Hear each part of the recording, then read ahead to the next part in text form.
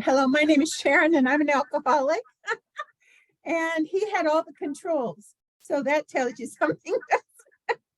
ah, Out of control. There we are. Um, I'm really grateful to be here tonight. I have my sobriety date is December 11th, 1986. I came to a meeting and they said, if you stick around and don't go back out, you'll have the founder's birthday.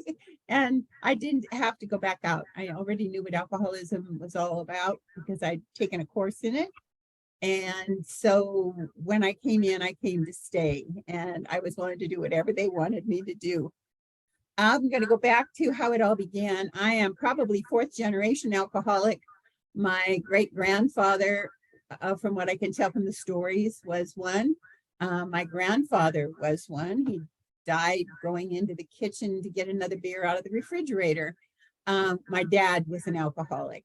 My father drank up his paycheck pretty much, and he was a violent man. He was very violent. Not a happy person at all, and he didn't die happy either. He did not believe I was his child, and I didn't realize that until I got into the program and started looking at those things. I just thought that I was a mistake and that I could not make him happy. I tried everything I could do I developed all kinds of muscle trying to be the best kid I knew how to be, and it never made him happy. And that shows you the communication in that family. There wasn't much. I was born during World War II. And the fact that I'm like 70% Finnish and my father was Finnish didn't seem to matter for him. I don't know who told him a story or whether I'm just illegitimate or what it was, but my life was pretty violent. My father beat me for no reason. He'd come in and say, you smile when your mother tells you to do something, and beat me up. He threw me across the room. I didn't find out about this till later. I had PTSD. He threw me across a room and I hit a sawhorse with my back when I was about 10 years old, and it screwed my back up to the point that I still have a lot of pain. I've had back surgeries, but I still have a lot of pain there. The wonderful thing about this and Alcoholics Anonymous is that I don't hold any resentment toward him today. I just feel really sad that he had to go through all that pain and all that misery and be unable to spend time with me as a person, to be able to appreciate that I was really trying hard to help him. Anyway, what I did, I have one sister and she was the favorite and I was a mistake. And everything that anybody said had to do with my being a mistake right from the beginning. She has ghastly hair. She has eczema. I developed eczema when I was a year old. She's never going to look like anything but a grasshopper. I was 5'8" by the time I was in the 6th grade. So I did look a little like a grasshopper. And then we were on a diet because my sister always tended to gain weight. So we went on a diet and I weighed less than 100 pounds at 5'8". So I looked like a grasshopper, I'm pretty sure. I think about it, and my mom was emotionally completely unavailable. My grandmother was as well. I went back into my past, and when I was 6 years old, and I use this a lot, especially when I work with young people at the Boys and Girls Ranch, because boy, there are a number of them who have this problem. I was molested when I was 6 by the neighbor of my grandparents. I went back to the house in tears and looking for support, and they made me stand in the dining room, and they went back to talk, and then they screamed at me when I went in to try to stand with them and talk with them. They had no interest in how I felt about it. They were just wondering what they could do about it socially, and decided it wasn't his fault because he was senile. So it was my fault. That was the way that thing worked out as far as I was concerned. And that was pretty typical of the things that went on during that time. I don't know what happened to those poor women that they had, that they were so emotionally unavailable. I can remember running into the house to visit my grandmother, throwing my arms around her and having her not hug back. My mother told me once that she couldn't wait till she didn't have to hold me on her lap anymore because it was a pain in the neck to hold me. So I worked very hard trying to be the best I could be, thinking that if I worked hard enough, they'd approve of me. And I'm really grateful for that because I became a straight A student. I was well supported by the school system every place I went. That was really good. One of the things I did do, when you were talking about wild rodeo, Montana, I grew up in Helena, Montana, and I grew up a block away from the Capitol building and a block and a half away from the mountains. And by the time I was 6, I wanted to be away and find someplace else to live. And so I took off to the mountains every time I got a chance. And I wandered around in the mountains looking for a cave, looking for someplace I could live, pretending that I could find a way to find something to eat and that I could live there for the rest of my life. And I'd end up having to come home again. And then I go looking again. And I thought I was the only one who ever did this, but I've met women from Montana who were ranch kids who did the same thing. I met like 4 women who were out there as little kids looking for some place they could live to get away from the world they were living in at the time. So I was not alone in that kind of thing. I ended up going up to the Capitol. They had these big blue spruce trees, and I have a big blue spruce in the front yard. But what somebody had done is gone in and cleaned out the inside of that tree because you couldn't do it with my tree. You could crawl inside under the tree and go up the branches about 4 feet and sit, and nobody could see you. So I spent a lot of time sitting on the Capitol lawn in the tree, pretending I was safe. It was pretty weird. One of the things that I learned very early is don't trust anybody with any information because they're going to use it against you at some point in time. And I did teach that to my children, which I'm really glad I got a chance to unteach. I didn't drink in high school. I ran with girls who were very quiet and good students like I was. I didn't drink in college. First of all, I've got to tell you, I said I wanted to go to college. And my father said, we don't educate women in this house. And I thought, well, what do we have to do to go to college? Well, I graduated number 15 out of 350. I was a National Merit Scholar, so I got scholarships. And I was able to go to college without his permission. So that turned out to be extremely valuable. And the gals I went to school with, went to the same university at first. And one of the things they said is if you're not 21 and you drink, you're going to get kicked out of school. I said, oh no, I'm not drinking. I'm not interested in it anyway. I already knew what alcohol looked like in my family. My dad would, when we go over to Anaconda for Christmas, my uncle owned a bar. My grandfather and my dad would go down and get drunk. And then they come home and mom and grandma would yell at them.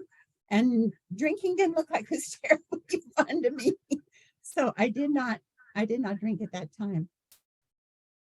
I was a senior in college when I met my husband, my first husband, and he was tall, dark, and handsome, and he was a Mensa, and he was a replica of my father.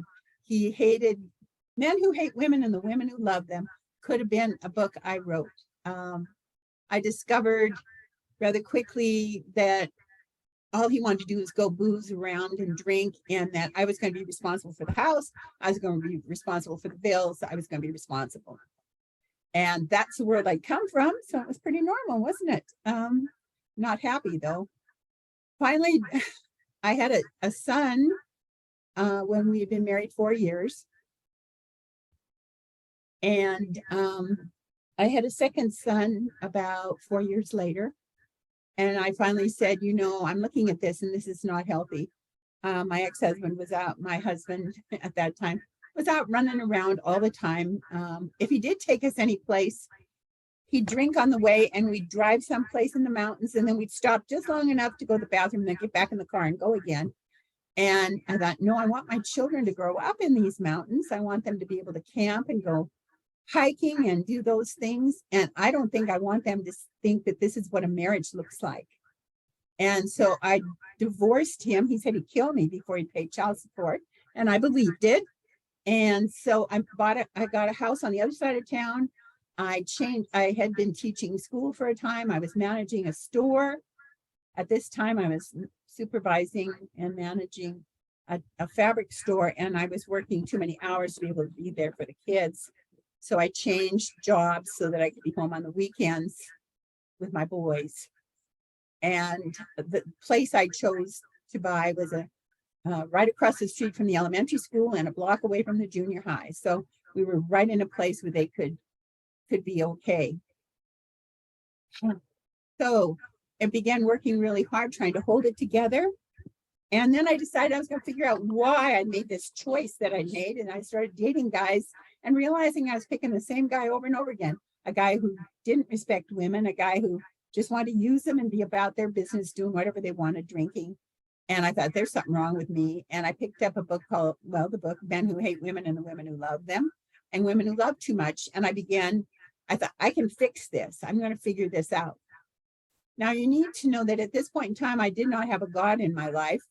I had grown up with a God, but he was one that wielded a sword. And at a point in time in college, I decided I'm going to just do this by myself. I don't believe there is any God in the world. I'm just going to go about the business of being the best I know how to do. I became an existentialist, so to speak. So I thought, I can do this. If I've done some other things, I can do this. No. I wrote 7 books the size of the 12 and 12. I've been back and read it again, and then I destroyed them. I thought, I don't want my children reading these books. I was crazier than a bed bug, trying to fix things and circling back through and doing the same thing over and over again. And then I took up drinking. Every time I ever spent in bars, I was there to dance. And I know if you've been in bars and watched people who are drunk dancing, it's not very cool. I didn't go to the bars, but I did pick up alcohol. I started out with Johnny Walker Red, and then I thought, no, I'm getting a little too tipsy. I'll go to wine. And then I went to beer, which I didn't like. And in the end, I was drinking light beer. But what I look at it now is I was changing seats on the Titanic. The boat was going down. It didn't matter what I was drinking. I was going to die of alcoholism. Now, when I had gone to Billings originally, I had taught school. I taught school in Helena for 5 years, and then I went to Billings and taught for a year. And they insisted that we take a course in alcohol drug abuse. And so I took a course in alcohol drug abuse and wrote about the last stages of alcoholism. I am deeply grateful. Thank you, God, for that information, because I knew exactly how ugly it is to die of alcoholism with all the accompanying diseases that go with it until you end up under a box someplace down by the depot in Billings. And the depot's too fancy now for you to end up down there. But in those days, you could have. And I thought, oh, I can't do this. I can't do this. I have crossed a line. I'm an alcoholic. I'm going to kill myself. And they just built a new high school. In the Heights, they had a big parking lot with nothing on the backside, just this big concrete slab by the school. And I thought, well, I've got firewood because I have a fireplace, and I've got gasoline because I have a lawnmower, and I'll just go build a big fire and my kids won't find me. I'd had a friend whose husband had killed himself, and the children found him, and it was awful. Both of the children died of alcoholism. I tried to help both of them at one time. Anyway, I thought, well, I will kill myself. And then I realized I couldn't leave my kids, and I was stuck here. And I thought, oh, okay, what do you do now? If there's a God, I need help. And the God of my understanding said, call AA. I called Alcoholics Anonymous. The lady said she wanted to send me to her. She worked for a treatment center in Great Falls. And I said, I can't do that. I'm an only parent. I'm the only one supporting. My ex-husband said he'd kill me before he paid child support. I can't go anywhere. So I turned up at a meeting the next noon at 1801 Broadwater, and I rang the doorbell. And it's interesting, I run into other people who did the same thing. They rang the doorbell, and people knew exactly who they had the minute that doorbell was rung. I stepped in that room and I came home for the first time. Those people wanted to know me. Those people were kind and loving and caring, and they were listening. And when they talked, they told me my story, and they said 90 meetings in 90 days, and it's going to get you a big book. 12 and 12, you need to get a sponsor. I did 145 meetings in the first 90 days.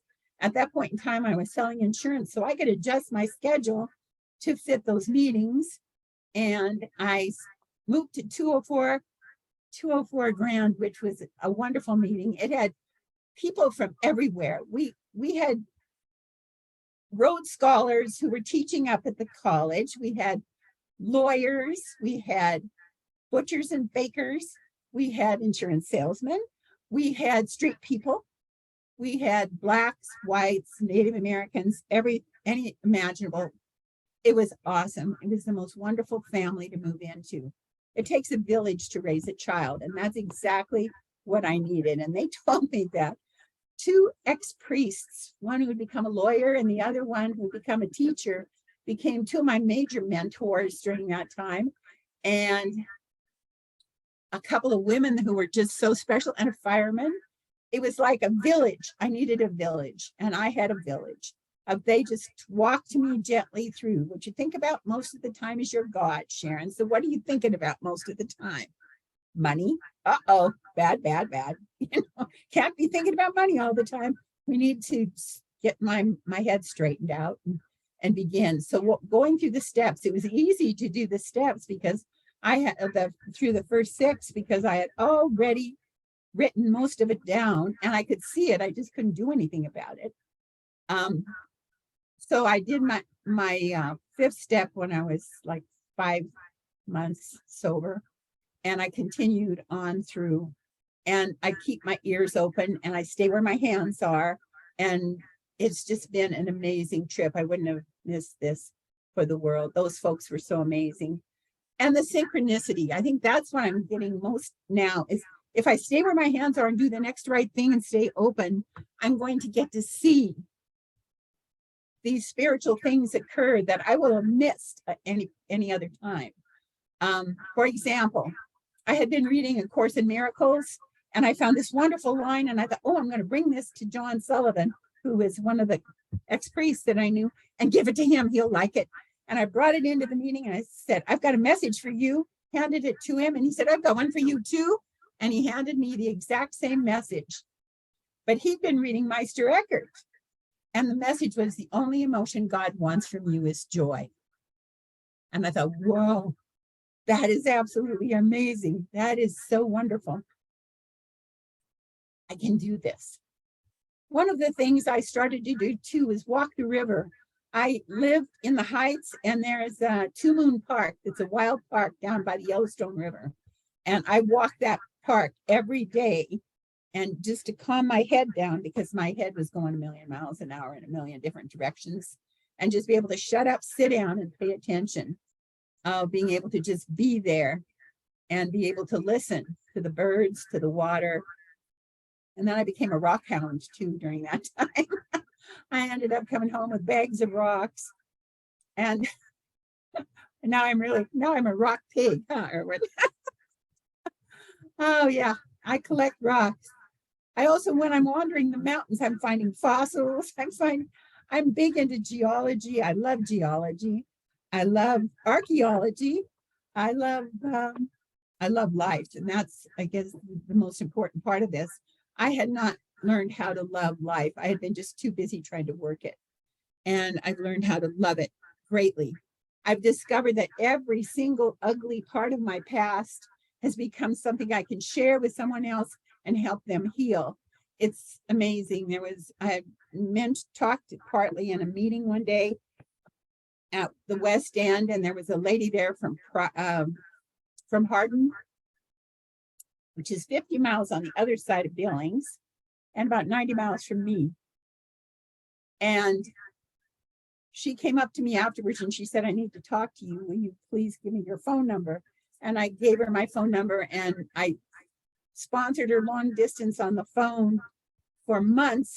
And then COVID hit, and we got to do her 5th step at Pioneer Park because there was no place we could go indoors. So we had people with their dogs and people running around playing tennis, and we were doing a 5th step at the picnic table. It was awesome. It was just awesome. But she got free of her past because I had shared mine. And it's happened over and over again. There was a point in time, too, when I was a kid that I believed that maybe I was an alien because I'd listen to people. Where did they learn that? How did they learn to do that? I didn't ever learn how to do that. Maybe the problem is I'm an alien. Maybe I'll go by an empty lot someday and a spaceship will land and say, Sharon, you've had enough. You can come home now. And wow, what a good idea. I mentioned it in a meeting and this guy came up to me and said, where are we from? I said, how do you like Orion's belt? Sure, that's a good place. So family and being able to enjoy life has just been so important, just so valuable for me. I met my husband in Alcoholics Anonymous, and that's kind of fun. When I got into AA, I said, I'm never getting into another relationship as long as I live, period.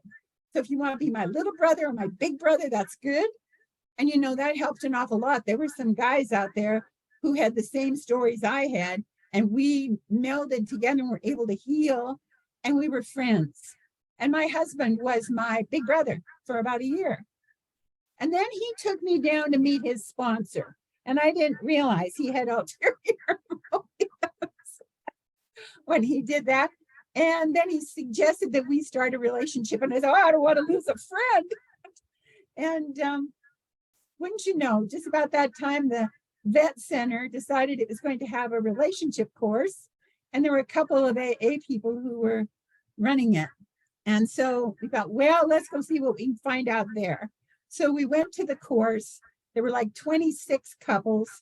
By about the third, it was Getting the Love You Want by Harville Hendricks. We went through and we did the work, and it was scary, but it was like AA. It was scary good. And about the third time through, all the normies disappeared. The only ones who stuck it out through the whole thing were the alcoholics, who knew that you have to do some work and you're going to have to do some scary things if you want to get well. And so we finally decided we would go ahead, and we went through the course twice because they asked us to be mentors the second time. And we've been married for 33 years. And that's just amazing. It's Alcoholics Anonymous who does that for us. We do a lot of meetings. If we can't get to a meeting, we can do a meeting together. We do morning meditations together always. And we talk about what's going on in our world. And we're best friends. And I think that I had no ability to have a best friend. I told my children when I got into the program, and I'm glad I had a chance to kind of re-raise them, don't do what I taught you, because I will ruin your life.